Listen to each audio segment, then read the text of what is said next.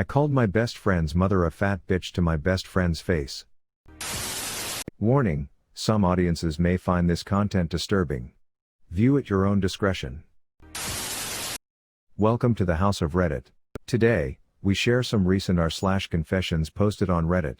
I called my best friend's mother a fat bitch to my best friend's face. This was a while ago now, and I believe I have changed and am much more mature than I was when this happened. I was sitting on a bench at a park with my best friend at the time. We were just chilling, but I was in a really bad mood because I just had a fight with my dad. I see someone walking towards us from a distance and I was like to my friend, "Duck, look at that fat bitch," and my friend said something like the "FKEU, what a crack whore." Then 10 seconds later, when she gets closer, I realize it was her fucking mother. I was like, "Oh fuck, oh god, that's your mother." She came up to us and talked and whatever. We found it funny at the time, but now I just feel really bad whenever she brings it up. I literally called her mother a fat bitch to her daughter's face. I really regret it and feel 10 times bad now, but I don't know what the fuck to do. Like, am I meant to say sorry? Or my friend kept it a secret because her mom loves me, but I just feel so fucking bad and I feel like my friend is mad at me too now. I returned to Samsung Galaxy after breaking its screen.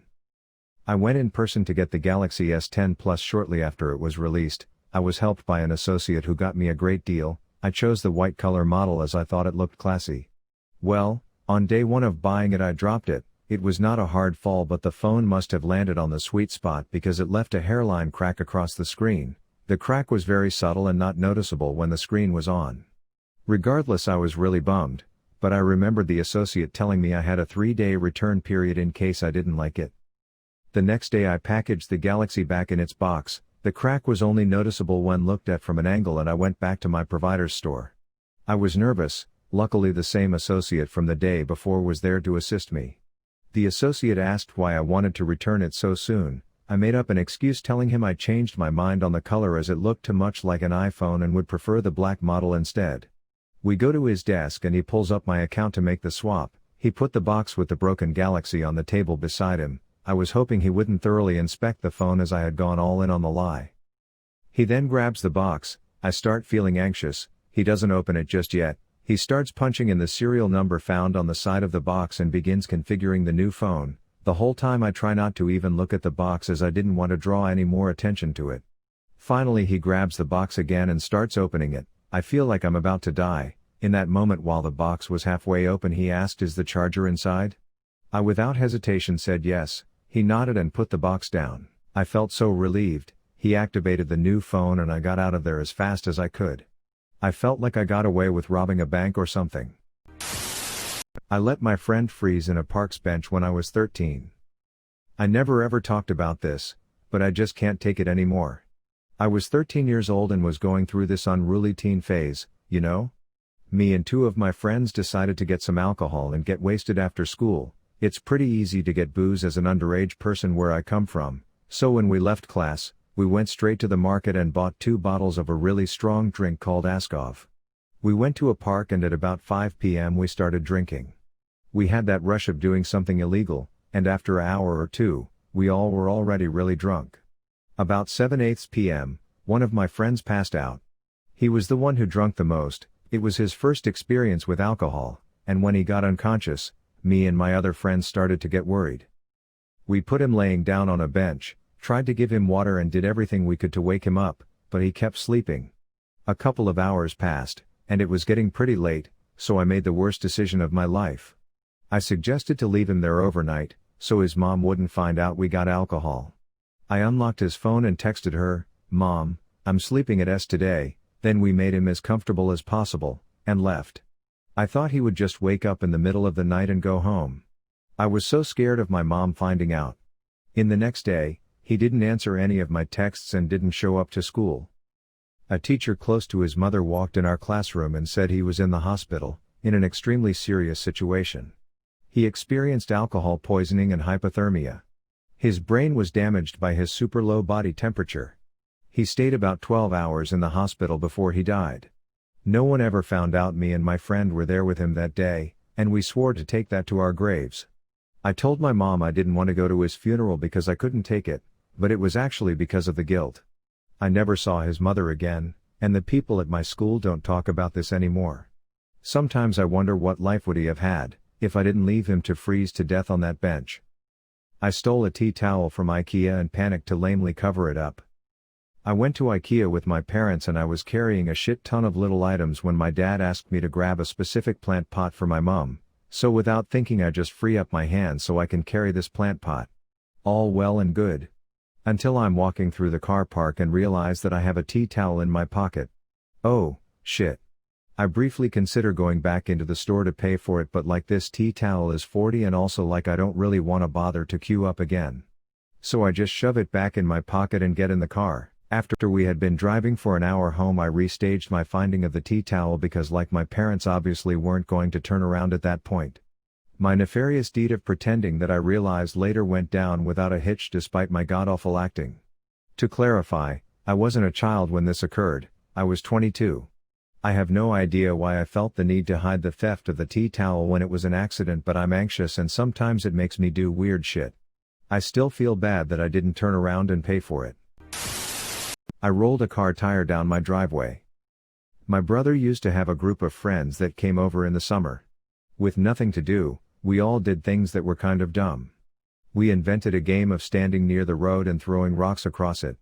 We wanted to start a fire, like a campfire, I guess, so we'd go to the back and try to set piles of moss on fire. One girl was particularly unpopular with the parents of the group and even the other kids. I can't pin down precisely why, even now, but I guess she was a bit strange. She was the one spearheading the whole fire thing. Anyway, background out of the way. Around when all of this was occurring, I had in my head that I really wanted a tire swing. Like, super badly.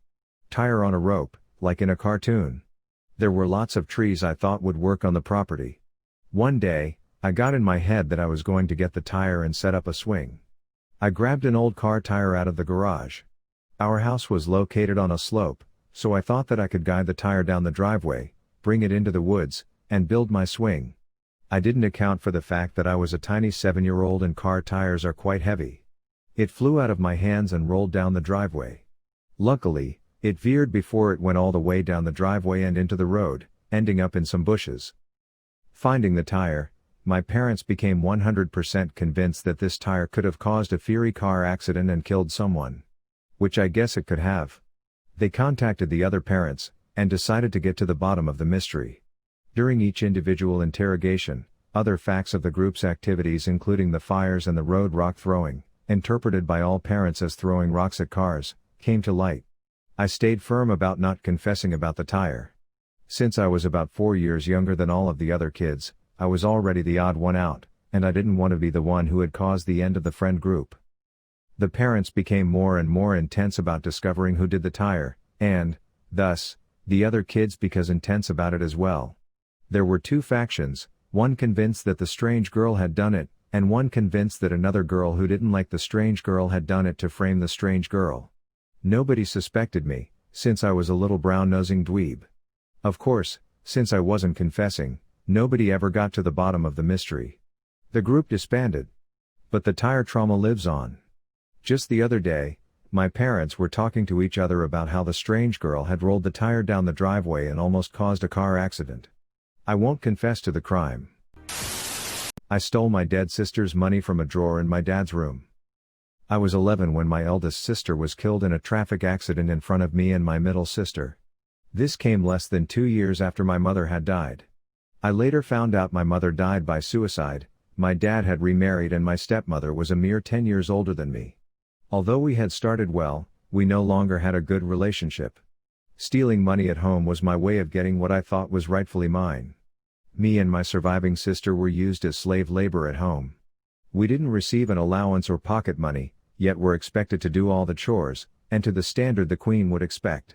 Washing, ironing, cleaning both their cars, vacuuming, doing the dishes, etc. Other than make dinner for my dad, my stepmother didn't lift a finger around the house it seemed, and my dad certainly didn't. My sister stole food, I stole money. We were both beaten black and blue for it by our dad, but we still did it. One day while looking for money in my dad and stepmother's bedroom, I opened a drawer and inside was an envelope with my dead sister's name on it. It also said the envelope contained something like 23 pounds. It was from the hospital and was part of the contents of her purse when she died. I knew it was wrong, but I thought, what the hell? So I took a couple of pounds. Later, I took more. And more. Eventually, all the money was gone, yet I left the envelope in the drawer. Well, obviously the theft was discovered. I was beaten black and blue, and green and red and purple for it. As an adult, I guess I understand the anger that comes from that disrespect.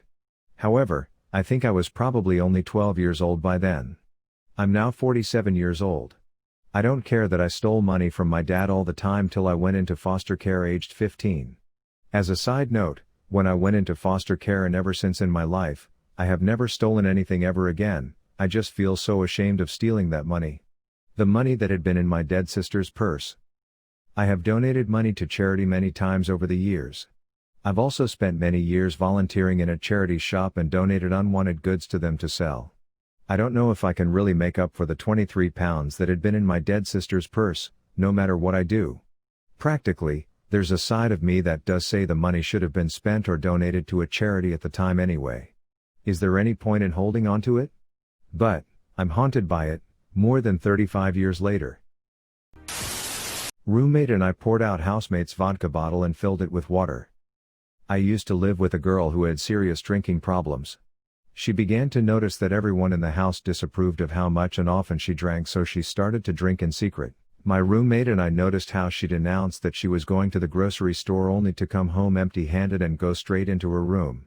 Then whenever she left the house, we'd go into her room and look under the bed and always find a new huge vodka bottle. So we were pretty sure she stole them from the store as she was under 21. One time when she had left the house, my roommate and I decided to pour out half of the vodka in the sink and filled the rest with water. We then put the bottle back under her bed and she later came back and left again. We checked the bottle and she had drank from it. She then came back and left again. We checked the bottle again and she had been drinking some more from it. She probably didn't get drunk enough the first time since it was 50% water. Anyhow, not long after this we ended up talking with her about her alcohol issues, which she finally admitted having a problem with. We had also reached out to her family about her problem because it got really bad and affected the entire house. But her family didn't take it seriously enough. She already had a bad relationship with them, so it didn't help.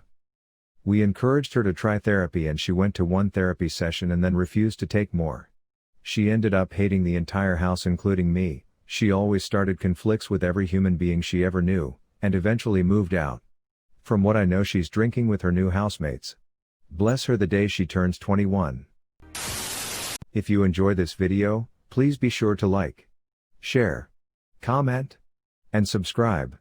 If you have any suggestions for future videos, please let us know in the comments below. Turn on the notifications to know when we post new videos. Thank you for coming to the House of Reddit.